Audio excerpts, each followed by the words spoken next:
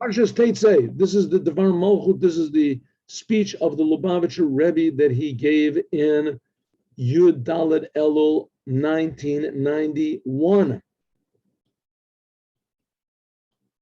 Talking about this week's Torah portion. Parshas Ki Teitzei. Teitzei means when you go out to war. Next week's Torah portion is Parshas Ki Tavo, when you come to the land of Israel that I give you, the first fruits. This week's Torah portion is Ki Teitzei. Next week's portion is Ki Tavo. Seems like two opposites. Teitzei means to go out, and Tavo means to come back.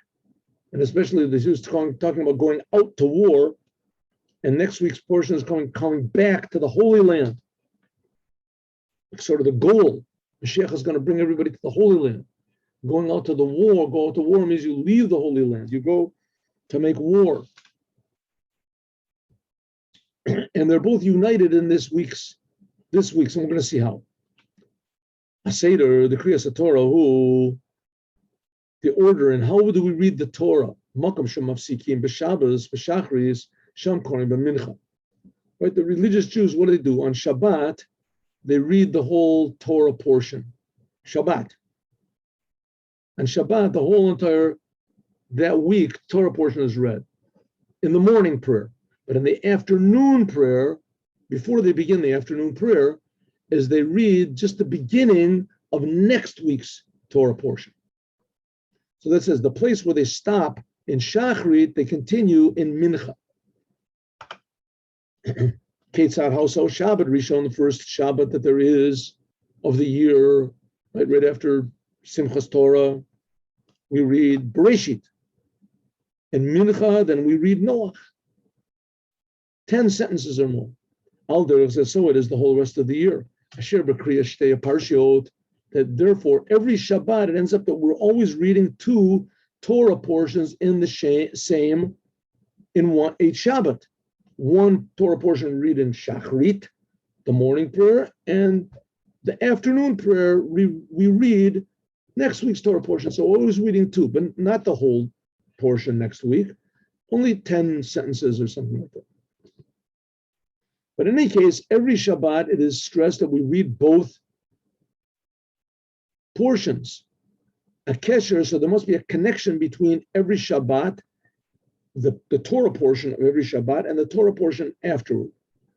Now, when we consider that the whole world is created by the Torah, and that the whole world is created every moment brand new, when we consider that the Torah is the instruction book of the world, and that the Torah is alive, in fact, more alive than the world is. So we can learn from the Torah how and what is the message of the world. As we talked about last time, the world is not just a big meaningless blob floating around in the middle of nothingness. The world is a creation of God, and God purposely put people on it, because every detail of the world and every detail of creation is meaningful, alive. And so, if every detail is created by God, so that must be the meaning of what's going on. In any case, let's assume that it is, and let's see what the result of that way of thinking is. Tzorach lahavin, we have to understand that these two Torah portions that we're reading in this Torah portion, Parshas Ki Teitzei, or Parshas Ki Tavo, that we read it in Mincha, that they are Inyanim Havchim. It seems that they are what we read in the morning, what we read in the afternoon, this coming Shabbat will be opposites. No connection whatsoever. The Shemot portion, first of all, the names, Shashem Moral Tochan Parsha Kulo, that the name shows on the content of the Torah portion. It's called Ki Teitzei V'Tavo. When you go out, that's what we read in the morning. And when you come back, that's what we read in the afternoon. Shiatzia V'Bia, Heim Inyanim Hevchim, that going out and coming back, these are two opposite things. That's obvious. Ubetochan, and also in the inner meaning. Shetchel V'Rosh, at the beginning of the Parshas Ki Teitzei the Milchama. It says when you go out to war on your enemy. Ki Tavo Ala Oretz V'Rish Tav Yashav Taba. And the second Torah portion that we read in Mincha is exactly the opposite. When you come back to the land of Israel and you inherit it and you settle in it. going out to war. V'yeshiva ba'oretz, and settling in the land of Israel. These are different and opposite one from the other. Shekain, because so, av she'amalacha, he ba'ofen unatnu Hashem elokecha b'yadecha, that God put it into your hands. V'shavita shivyo, and you took prisoners. Ke'emshech b'siyam ha'katuv, harizeh, behold, this is kashur in mamad b'matzav, the heder ha'menucha b'dyashvus. And the whole idea of going out to war shows a total absence of rest and being settled. You're always on the move. You always have to be aware of the enemy. You always have to try to kill the enemy. The enemy shouldn't kill you. That's war. Since you go into war, Yishan al Makom, Mikvah Yisrael, you should rely on the trust of it, the God. In other words, you should trust on you should put all of your reliance on the Mikvah Yisrael, on the hope of the Jewish people, God. But Yasim Nafsho B'kapo, you have to put your soul in your hand. In other words, don't be sure of yourself. Throw yourself into your purpose. V'lo yachshov, lo be'ishto, lo be'banav. You shouldn't think about your wife, your children, your house. They think, oh, yeah, I'm never going to come back. Don't think about that. Yifna mikol davar milchama. Everything you think about is one thing: winning that war, getting the enemy to surrender or to die, and also not getting killed. B'kol libo or b'kol nafsho, with all of his soul. Hepech b'tachlis is exactly the opposite from Mamad Amatzav, the Yerusha of Yeshav Dvar. Exactly the opposite of settling down in the land of Israel. Each tachatz gafno, each tachatz teinato. Like it says, each person under his vineyard and under his vine. I'm sorry, under his vines and under his fig tree. Until Shahabaz Bikurim, and it says in next week's Torah portion, it's talking about bringing the first fruits after conquering the land and dividing it up. Mereshis called Pri Adama. Then when you're settled in the land, what does it talk about next week? You're settled in the land of Israel. Then you bring the first fruits, the best of your fruits from the 7 types of produce that the land of Israel is praised by, right? Grapes and dates and pomegranates. That you rejoice with all the good that God gave you. Mitoch yityashvus, in other words, you settle down, no war, no worries. You go to the Holy Temple laden with fruits and vegetables. Your wife is not worried, well, maybe he's not going to come back, maybe, right? In war, there's a good chance the person's not going to come back, or he'll come back, he'll be missing some sort of a limb or something, who knows? That's war, Teitzei de Milchama. That's what we read in the daytime. But the afternoon, we read exactly the opposite. No danger, no apprehension, no worries. You don't have to try to forget your home and forget your wife and forget your family, because you should think only about killing this enemy and getting out, right? So it's two opposites. There is similarly explaining the content of these two parshas in the service of God. Serving God, and that's the reason we're here. Going out to war on your enemy. What does this show? Al hayatzir, the nefesh elokis, that the soul goes out from its source, umakora lamayla, where it was clinging, united with God. It says in neshama shenasat to be tahorahi. That's what we say. The soul comes out from its source. The source of the soul is called purity. The soul that you gave me, tahorahi, it is pure. And then the soul goes out to war. Later, the mata, the soul has to go down to the physical world. Alzen Nemar, it says, Atabarata, Atayatzarta, Danafachtabi. This is the prayer we say. The first prayers we say in the morning. We say, the soul that you gave me is pure. You created it. That's already coming into the world of Bria. You formed it. You blew it into me. You keep it inside of me that it doesn't leave. that God forces the godly soul to come into the physical world, to leave its place of contentment and comfort and unity with God, to leave this and to come into the body and the animal soul, kadei labarim, in order to refine them, and to purify them. Until habiru v'zichuk dechelka ba'olam, and also to refine everything that you come in contact in the world. This avoda, this is in a way of war. Milchamim menagid. Right, you get into the world, there's all these things that depress you and that divert you and confuse you and that attract you, right? And so you forget totally that I'm a Jew, I'm in the world, I'm here to fix the world up. The world can be your worst enemy. You yourself are befrat, especially now in the time of exile, Shemitzada Helam Vehester, because of this tremendous concealment.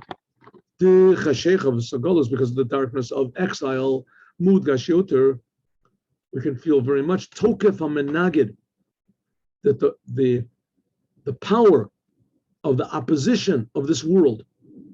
Therefore, we have to make a tremendous war in order to negate it. That's what we read this coming Shabbat in the daytime. But in the afternoon, we read 10 sentences from next week's Torah portion. When you come to the land that God gave you and you inherit and you settle into it.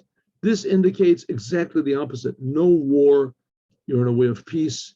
In the time the Jewish people live on their land, there's a holy temple where it's supposed to be, until like in the days of King Solomon, because there were all these intermediate steps before King Solomon built his temple, right? There was the Mishkan was in Shiloh and Nob and these other places. It's Heipich Batachlis Mamama no Matzah Tekitei Milchama. In the afternoon, we read about a totally different type of service of God, that everyone settled in the land of Israel and there's no wars. This is in the time exactly of the Geula, the future redemption, exactly the opposite of exile.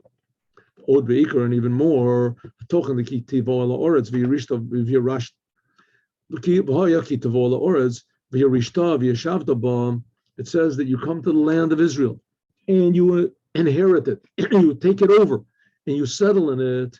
That's what we read in the afternoon, but we read it in the Torah, and the Torah is eternal. We read it in the same day, on the Shabbat. Shayach, this is mainly Lahabia ela Oretz Yerusha v'yashavto be'eretz latid lavo. This is the fact that we're reading it on the Shabbos, and it's reading it now. It's a sign that what's it talking about? It's not talking about what it was back then when the Jews, Moses was talking to the Jews back then. Not just then, because of course it was talking about back then, but when Moses took the Jews into the land of Israel, and he brought them to the border, and now he's telling them, when you come into the land of Israel, you should take the first fruits and bring it in. That's true, but the Torah is eternal. And it's telling us now that when we come into the land of Israel, that's talking about the coming in the land of Israel in the future. The Geula Emitit V'Shlema, in the true redemption by means of Moshiach Tzidkenu. That we're in Israel now, that's not it, my friends. That is not the redemption. Exactly the opposite. We brought the exile into Israel. We brought, Israel is holy, it's always holy, always will be holy. Israel belongs to the Jews, always belong to the Jews, always will belong to the Jews, right? Israel is our land, it's a holy land, it's a special land, but it is in exile. It is in a terrible, deep, disgusting, confusing exile. At least before the exile was outside of Israel, now they schlepped Israel into the exile as well. And so this is obviously what this is talking about. When we come to the land, this is the promise that all the Jews will really come, even the Jews that are in Israel, will really come to the land of Israel. Israel will become Israel. But Geula Mitishlema by means of Mashiach. I hope he's according to this, and it can happen in 1 second, 1 instant, that you're going to see in the end of this week's Haftorah. It says, Bi'ita Achishena. The simple meaning is when the time comes, it'll be really quick. According to this, now we can really feel the amazing distance in the meaning of these two Torah portions. And like we say, the Torah is the meaning of the world. The Torah is the essence of the world. Nothing else in the world really means anything except what the Torah says means. Right? You made $1 million, your pictures in every newspaper, right? You're famous, you're powerful, you're the head of who knows what, means absolutely nothing, absolutely zero, absolutely nothing. Right? Just like a squirrel hoards 1,000 acorns, who cares? Right? The same thing here, means absolutely nothing whatsoever. Things that go according to the Torah, even if nobody knows about it, that's meaningful, that's eternal. If so, the Torah is really eternal, and the Torah is telling us that there's two aspects of serving God. One is kitetse, going out, and the other one is kitavo, coming back, but they're opposites. Why should they be in the same Shabbat? Lo Rav Beitofani, this is not just two types of service of God, but derech shel milchama, but derech shel menucha v'shalom, sometimes like this, sometimes like that they're different one from the other, but these are totally different. One is talking about avoda, one is talking about what the work we have to do, and the other one is talking about the reward that we receive. Shaparsha Kitetse, that what it talks about going out to war. This is talking about our deeds that we have to do. Kol el Zaman Meshech HaGalut, the whole entire time of the exile. And that Parshas Kitavo, this is attached to what the schar, the reward, the la'atid lavo in the future. This is mud gashkam b'miras v'limud shtei ha'parakim, the Maseches Avos. We can find it also in this week's Pirkei Avot. Now, we in Chabad, a lot of others also, we have the custom of saying Pirkei Avot on Shabbat, close to the end of Shabbat, after Mincha of Shabbat, we say Pirkei Avot, the chapters of the fathers. Sometimes they call the ethics of the fathers. It's 6 chapters, and the 6 chapters talk about self-improvement, how the proper attitude toward the Torah, the proper attitude toward the commandments, the proper attitude toward yourself, the world, every Jew, every human being, developing your proper attitude. So this Shabbat, we're going to read 2 chapters, the first and the second. Perek Rishon and Perek Sheni of the Shabbos. B'techila, in the beginning of the first chapter of Pirkei Avot, it's going to be the same thing. Beginning of the chapter of Pirkei Avot, it says, Moshe kibel Torah miSinai, Masra, Moses received the Torah from Mount Sinai, and he gave it over to Yeshua, and etc. And Yeshua gave it over to the elders, etc. V'kol echad ve'echad miYisrael ad sof kol hadoros, till the end of all the generations. Ve'amidu talmidim harbe, and they finally said, stand up a lot of pupils, the Anshe Knesset Gadolim. Umudgeshet kalalos ha'avoda, this is talking about what service of the Jews, how the Jews have to serve God through the Torah. That's the first chapter of Pirkei Avot, like going out to war. We have to serve God. The second one is talking about the reward. You should know what is the reward of the tzaddikim in the world to come. So it's the same thing. We're talking about what we give, going out and fighting, serving God. And the second chapter is talking about what we receive from God, what the reward is going to be. Even though that serving, doing work and receiving reward, they are different and at different times, like the rabbis say, Hayom lasotam, that we're put in the world now just to do the commandments, not to think about reward. Afterwards, we'll receive the reward. The reward is up to God. The reward is not up to us. God will do his thing. You just do your thing. We have to work.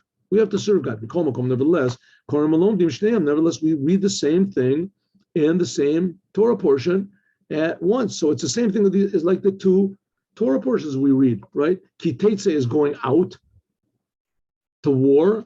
Kitavo is coming back and receiving the reward. The same thing in Pirkei Avot.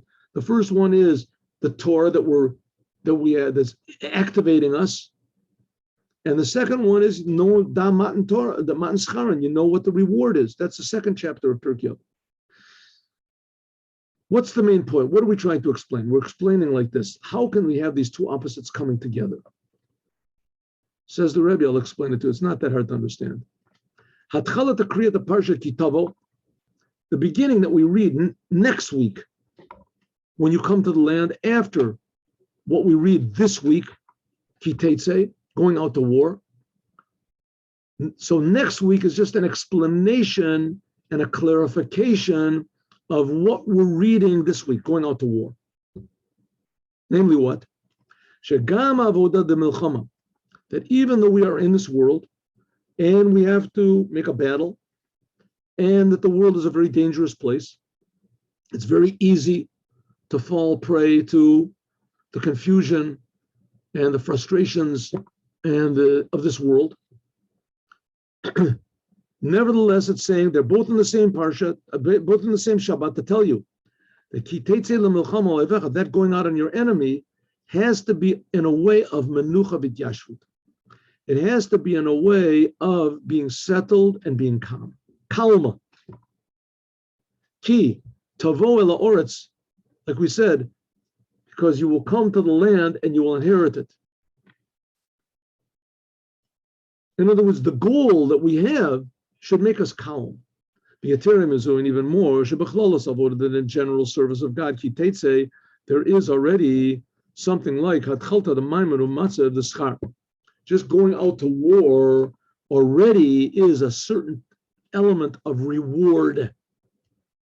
The Besignon of Mishnah, like it says in Pirkei Avos, Dasha Matan Schar Shel Tzadikim Lati Lavo. You should know that there is a reward for the tzaddikim in the world to come. The Yesh Lomer Apirish, what does it mean? The Avoda Atzma, that the service itself, he metoch hitkashrut v'itchabrut, is, you should say da, you have to know.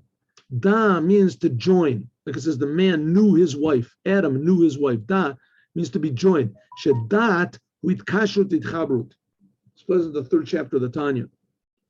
Imamad umatzav the scharan shel tzadikim lati lavo. In other words, the work that you do now, you should understand that it's not just a war for nothing. It's not a war for nothing. That the war that you're doing is there's going to be a tremendous reward that you have absolutely no idea what this is. Hainu shebizman avoda, at the time now that you're serving in the world, yeshnu me'ayin, there's a certain type of a reward from the world to come. When we're talking about world to come, we're not talking about going to heaven. Yesh lomer, we can say, she'inyan zeh merumaz, but Parshat Kitetse Atzmo. In Parshat Kitetse Atzmo, we can understand. What's he saying? Every moment of your life, you should be thinking about the future redemption. And you should be understanding that everything that we do now makes it 1 second closer, maybe even a minute closer, maybe an hour closer, maybe a day closer, maybe a week closer. Every single good thing that you do brings the future, but the future redemption is always in your eyes. We're going to see. Ki teitzei atzmo, that a person has to go out into war with the world and war with himself. Shabon Nermar, it says the commandment of giving a reward. Sachir poel, both of the Yomo Titen Scharo.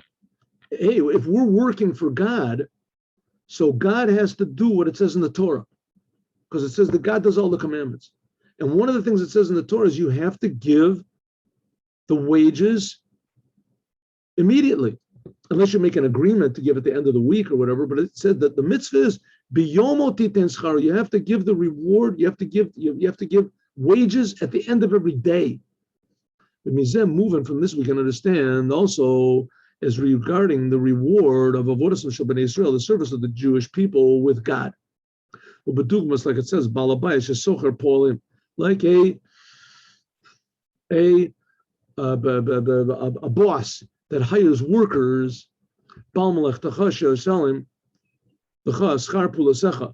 that the boss, which in this case is God, you have to believe that he's going to give a just reward.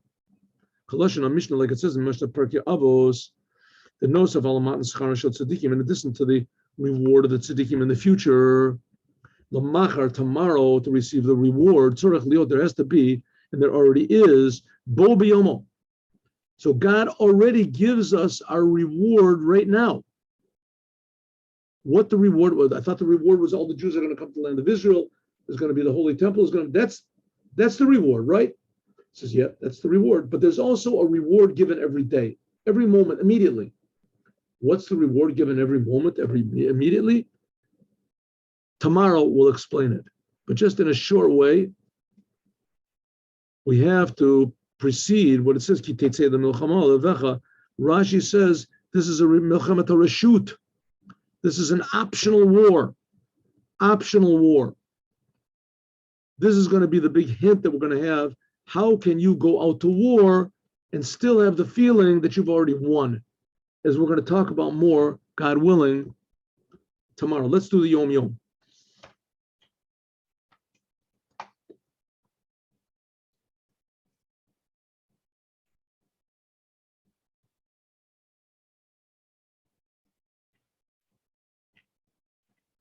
The Alter Rebbe said that Petzua Daka, it's written in the Torah, should be written with an aleph in the end of it. There's two different opinions if it should be written with an aleph or with an ayin.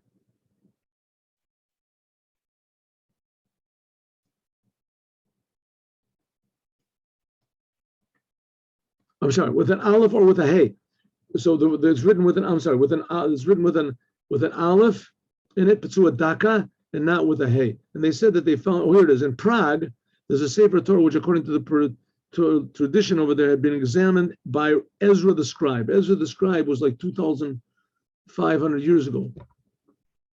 It's read only on Simchat Torah, and it's always rolled up to Shema Yisrael. When I was in Prague, says the previous Rebbe, in 1908, I saw that scroll.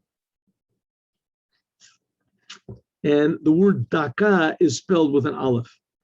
Also, when I was in Worms, Vermiza, Worms, in 1907, the year before that, I saw a Sefer Torah, which they say was written by Reb Meir Rottenberg. There's a whole story behind that. And there also the word Daka was written with an aleph. Also it says in Shiras Yehuda, etc., etc. There's another works that deal with this subject. The story of Meir Rottenberg is very interesting, and maybe we'll tell it next time if I remember. Have a good day with Moshiach. Now, God willing, at 3 o'clock, we meet again. Shalom Yochanan. Happy you could be with us even for a couple minutes. The more, the better.